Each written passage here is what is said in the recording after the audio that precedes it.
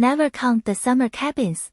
Our counselor, a grizzled man named Elias, made us swear a solemn oath before we ever set foot in the woods.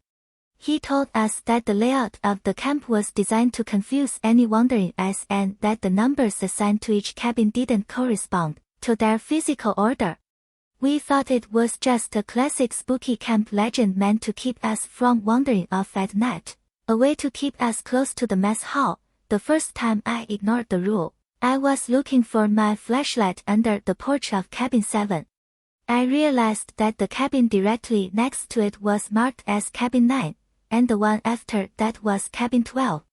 I felt a sudden chill crawl up my spine as I counted the wooden structures silhouetted against the moonlight.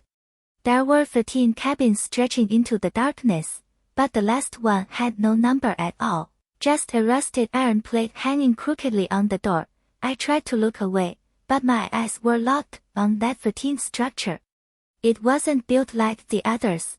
The wood looked weathered and gray, as if it had been sitting there for decades rather than a single season.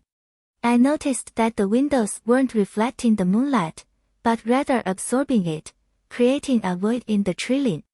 I turned and ran back to the main lodge, but every time I glanced back through the trees, the numbering seemed to shift, making the forest feel much larger and much hungrier than it had been just minutes before.